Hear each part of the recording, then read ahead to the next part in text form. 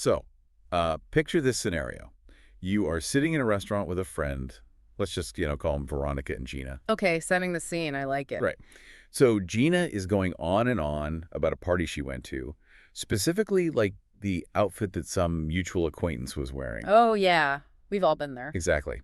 And Veronica is listening, or, well, trying to be polite, but eventually she just checks her watch and her mind completely drifts away. Just totally zones out. Totally. And suddenly Gina snaps, like, you haven't heard a single word I've said.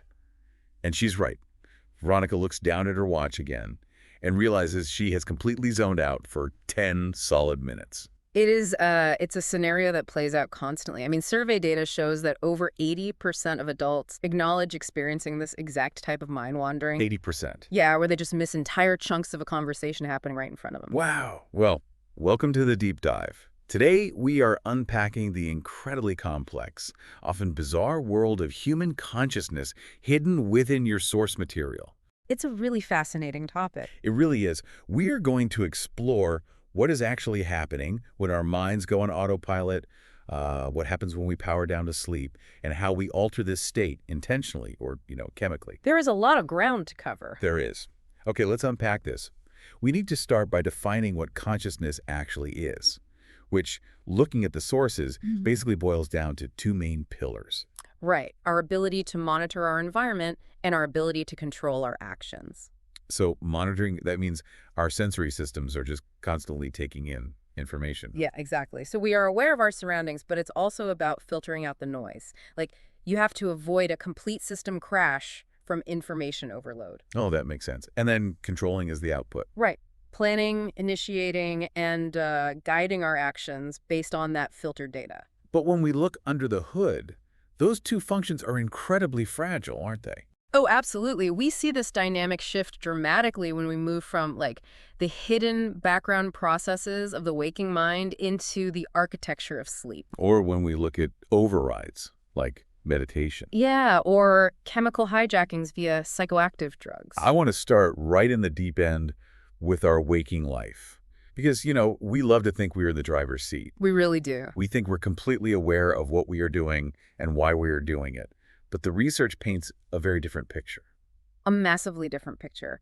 A huge amount of our so-called conscious waking life is happening entirely under the radar. And we call this automaticity, right? Yes, automaticity. Basically, when you practice an action enough, the brain effectively downgrades it. Downgrades it. Yeah, from acquiring a conscious prefrontal cortex control, shifting it down to lower-level automated systems. Oh, wow. Think of a professional cricket batsman hitting a fast ball. That entire physical sequence, seeing the ball, calculating the trajectory, shifting weight, swinging, that all takes about 80 milliseconds. 80 milliseconds. That's nothing.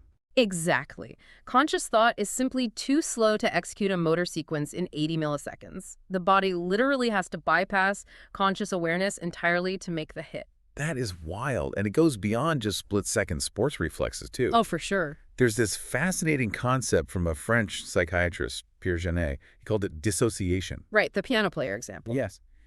He observed this highly skilled pianist who could carry on a completely coherent, complex conversation with someone while flawlessly playing a familiar piece of music. It's incredible to think about. It is.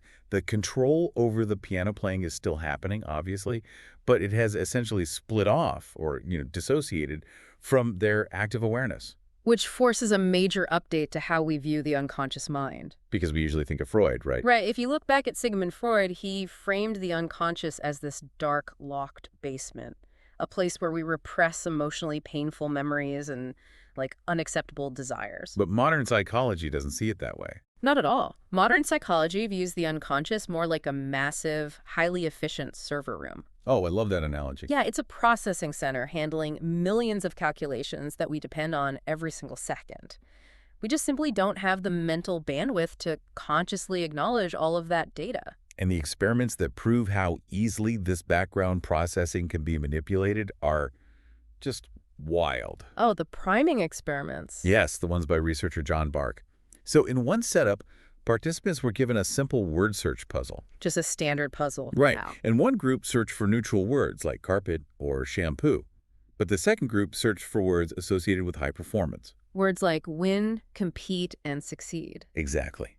And later, everyone was given a new set of completely unrelated puzzles to solve. And the group that had been primed with those achievement words, they performed significantly better on the new puzzles. Which is all down to semantic activation. What does that mean exactly? Well, by making the participants read words related to success, the brain's neural networks associated with effort and persistence were quietly activated. So they were sort of warmed up. Exactly. Once those pathways are warmed up, they naturally bleed over into the person's behavior on the next task. And it happens completely without crossing the threshold into conscious awareness. And it completely alters social behavior, too. Oh, the fishing game study. Yeah. So in a different study, participants unscrambled words related to cooperation, like helpful and fair. Okay. Afterward, they played a resource management fishing game.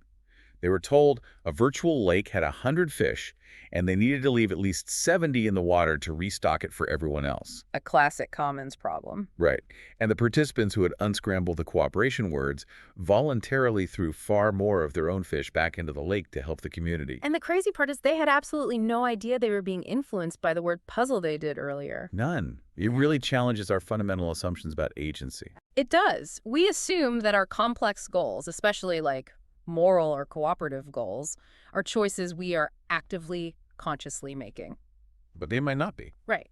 These studies reveal that subtle environmental cues are constantly entering our sensory monitors and rewriting our behavioral scripts.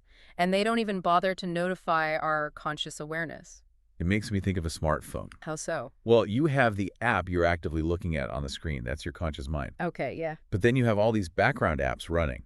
They're draining the battery, tracking your GPS, silently updating data, all without you ever opening them. That is a perfect analogy. So, if a simple word puzzle can secretly make us better fishermen, how much of our daily lives are we actually controlling? It is a humbling question, and that illusion of control becomes even more apparent when we look at what happens when those background processors finally force the conscious mind to completely power down. Right, transitioning to the night shift, sleep. Exactly. When you look at the EEG data, the brainwave recording sleep is clearly not just a simple off switch. It's more of a process. Yeah, it is a highly structured descent. When you first close your eyes and relax, you produce steady, rhythmic alpha waves. Okay. As you drift into stage 1, the waves get smaller and irregular. But stage 2 is where it gets incredibly interesting.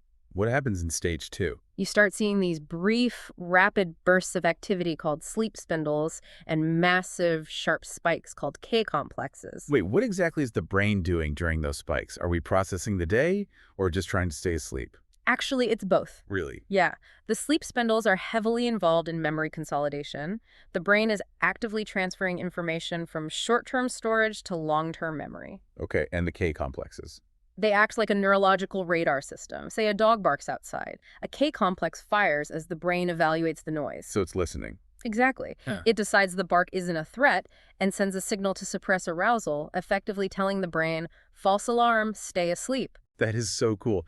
And then from there, you descend into stages 3 and 4, right? Right, which are dominated by deep, slow, rolling delta waves. And those 4 stages make up non-REM sleep. The body is incredibly relaxed, the heart rate drops, and the brain is essentially just idling. But after about an hour of this deep rest, the entire system flips upside down. REM sleep. Yep. Rapid eye movement. The brainwaves suddenly spike, becoming just as active and fast-paced as they are when you are wide awake solving a complex problem. It's basically awake. Yeah, your heart rate jumps.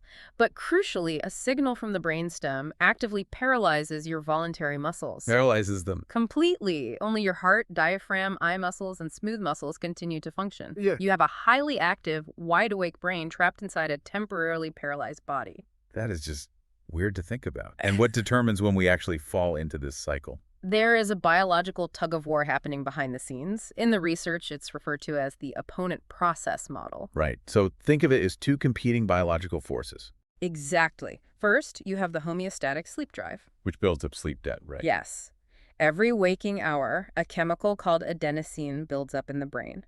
The longer you are awake, the heavier this debt gets, and the stronger the physical pressure to sleep becomes. And opposing this is the clock-dependent alerting process. Which is driven by your biological clock. It uses daylight to suppress melatonin, the hormone that triggers sleepiness. So during the day, sunlight tells the biological clock to blast an alert signal that overpowers the mounting sleep debt. But at night, the light fades, melatonin flows, the alert signal drops out, and the massive weight of that sleep debt just pulls us under.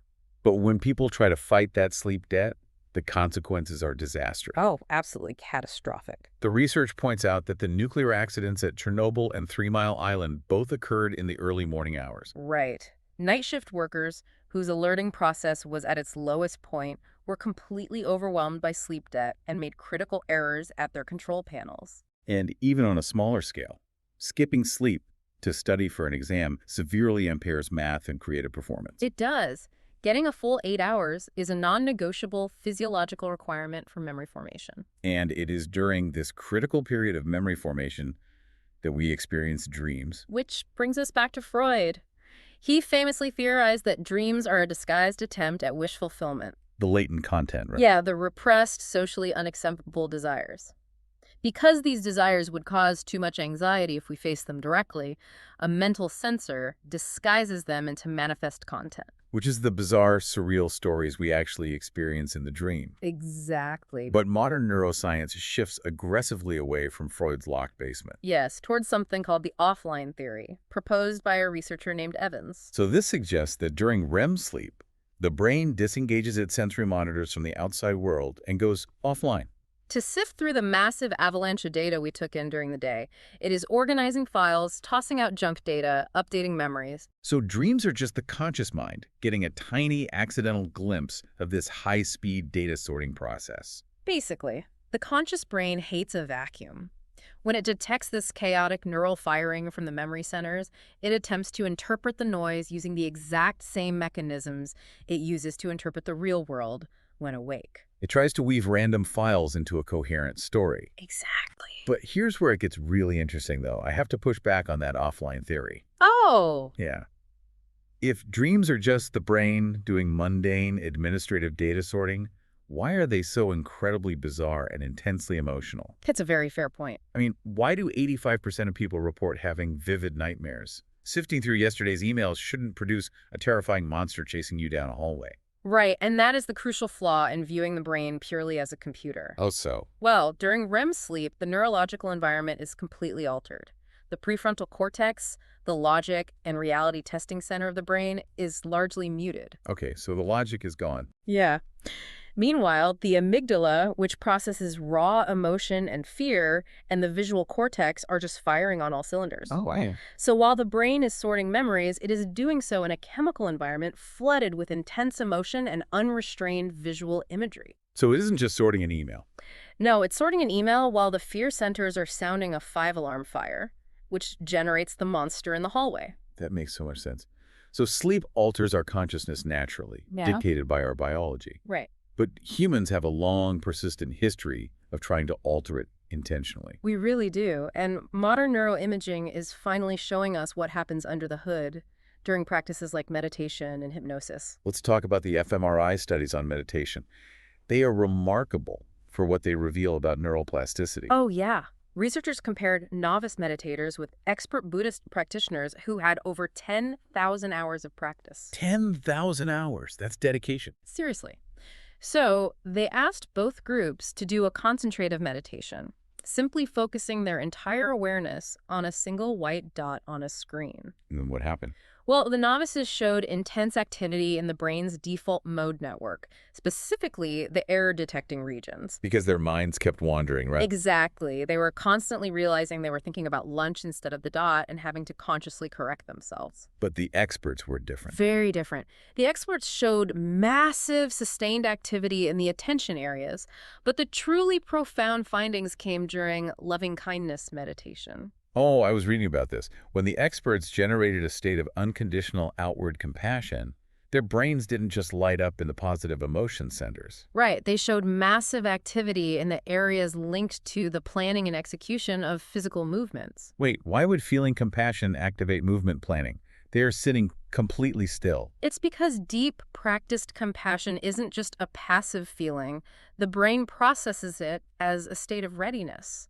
Yeah, the neurological signature implies that genuinely feeling compassion primes the brain with an immediate inclination to physically act, to reach out and help. The emotion literally readies the body for motion. That is beautiful, actually. It really is. And then there's hypnosis, which gets highly sensationalized. People often mistake it for a form of sleep. But hypnosis isn't sleep. It's a willing state of extreme focus where reality testing and planfulness are significantly reduced. You basically hand the steering wheel over to the hypnotist. And the data on post-hypnotic amnesia, forgetting what happened during the session, is wild. It is. They gave hypnotized people 10 specific actions to perform and told them to forget them upon waking. And wait, were the results? They formed a bimodal distribution, meaning there were two distinct groups. Most people fell into an average cluster, forgetting about 4 or 5 of the 10 items. Okay, that makes sense. But there was a completely separate, distinct peak of people who forgot all 10 items completely. The hypnotic virtuosos? Exactly. The literature refers to these highly susceptible individuals as hypnotic virtuosos. Their reality testing mechanisms can be almost entirely bypassed by suggestion. Which begs the question, if someone's reality testing can be bypassed that easily, what about using hypnosis in therapy to uncover repressed memories of trauma? Yeah, that's a heavily debated area. I mean, it sounds like a powerful tool, but also potentially disastrous. The scientific consensus urges extreme caution for exactly that reason. Because the hypnotized brain is highly suggestible and reality testing is offline, it does not act like a tape recorder playing back objective facts. What does it act like? It acts like a blank canvas. A therapist asking a leading question can inadvertently plant a false memory. Oh, wow. The patient's brain synthesizes the suggestion with vivid imagination, and they awake vividly remembering horrendous events or abuse that never actually occurred. So the monitoring pillar of consciousness essentially fabricates a reality based on the hypnotist's cues. Unfortunately, yes. Okay, so meditation and hypnosis rely on focus and psychological suggestion to bend reality. Right. Psychoactive drugs, on the other hand, bypass the psychology entirely. They alter consciousness through brute force chemical hacking of our neurotransmitters. The mechanisms vary depending on how they alter the central nervous system. Let's start with depressants, the most common being alcohol. Right. So how does alcohol act on the brain? Well, alcohol molecules are tiny and easily cross the blood-brain barrier. Once inside, they act as a double-edged sword. They enhance GABA, which is an inhibitory neurotransmitter that slows things down. Okay. And they suppress glutamate, which is an excitatory neurotransmitter. So slowing you down on both ends. Exactly. And the impairment directly tracks with blood alcohol concentration, or BAC. At 0.05%, the frontal lobes slow down, relaxing social inhibitions. But by 0.10%, the suppression spreads to the motor centers. Severely impairing coordination and reaction time, yeah. And the binge drinking statistics surrounding this are staggering. I mean, binge drinking is clinically defined as 5 or more drinks in one sitting for men and 4 for women. Right. And 44% of university students report hitting this level in the past month. It's a huge issue. So shifting gears to cannabis, the mechanism of action completely changes, right? With cannabis, the active ingredient is THC. When THC enters the brain, it specifically binds to cannabinoid receptors. And where are those receptors? They are heavily concentrated in the hippocampus. The memory center. Exactly. The hippocampus is the primary engine for synaptic plasticity. It's the structure responsible for encoding short-term experiences into long-term memories. So by binding to these receptors, THC fundamentally disrupts that transfer process. It does. And the lingering effects of that disruption are what stood out to me in the sources. There was a study involving pilots in a flight simulator. Oh, yes, that study is terrifying. They were given a single 9-milligram THC joint to smoke. 24 hours later, long after the subjective high had worn off, their performance on landing the simulated plane was still significantly impaired. And the really scary part is that the pilots reported feeling completely fine. Right. They had zero awareness of their own cognitive impairment. So for you, listening, do not study high because your hippocampus is jammed. And definitely don't operate heavy machinery the day after either. Solid advice. Then we look at the opiates, like heroin and morphine. In the 1970s, researchers made a massive breakthrough. They discovered that these drugs perfectly mimic the molecular shape of our body's natural painkillers. The endorphins. Exactly. Heroin binds to the exact same opioid receptors as our natural endorphins, artificially flooding the system with a massive rush of pleasure and completely erasing pain. You know, I thought of an analogy for this. Yes, hear it. It's like your brain has a natural heating system, Those are the natural endorphins keeping you comfortable. Heroin is like a squatter who breaks in and blasts a massive industrial space heater. Right. It feels incredibly warm for a while, but eventually your brain's thermostat realizes it's way too hot, so it literally uninstalls its own natural furnace. It stops producing its own endorphins entirely. That is exactly what happens. So when the drug wears off and the squatter leaves with their space heater, Mm. your brain has no furnace left. You are left absolutely freezing. Is that essentially the mechanism of withdrawal? That perfectly captures the physiological trap of addiction. The empty receptors are screaming for endorphins that the body no longer produces, resulting in the physical agony of withdrawal. It's awful. It is. And to take your space heater analogy a step further, this is exactly how we use medication to treat opiate addiction. Oh, really? Yeah. We use a drug called methadone, which is an agonist. It binds to the receptors and provides just enough low wattage heat to stop the pipes from freezing and prevent withdrawal. But without the intense, impairing high of the industrial heater. Exactly. And conversely, a drug like naltrexone is an antagonist. It basically changes the locks on the doors. So the squatters can't get back in. Right. It binds to the receptor and blocks it entirely, so the squatter can never plug their space heater back in. And finally, we have stimulants, specifically cocaine, which uses a completely different hacking mechanism. Yeah, instead of mimicking a neurotransmitter, cocaine acts like a dam in the synapse. A dam. Normally, a neurotransmitter like dopamine is released to send a signal of pleasure or alertness, and then it is immediately vacuumed back up by the sending neuron, a process called reuptake. Okay, so cocaine blocks the vacuum. It violently blocks that reuptake vacuum, so the dopamine just sits in the synapse, firing against the receptors over and over and over again, causing extreme hyperalertness and euphoria. But that system overload leads to some terrifying side effects. The research mentions a phenomenon known as cocaine bugs. Yeah, the constant unnatural flooding of dopamine and serotonin overstimulates the sensory neurons to the point of catastrophic failure. So they just start misfiring. Exactly. The neurons begin firing spontaneously, sending false signals to the brain. The user experiences a vivid, horrifying hallucination of insects crawling under their skin, That is so dark. sometimes leading them to literally try and cut the bugs out. It is a complete and total collapse of the brain's monitoring system. Man.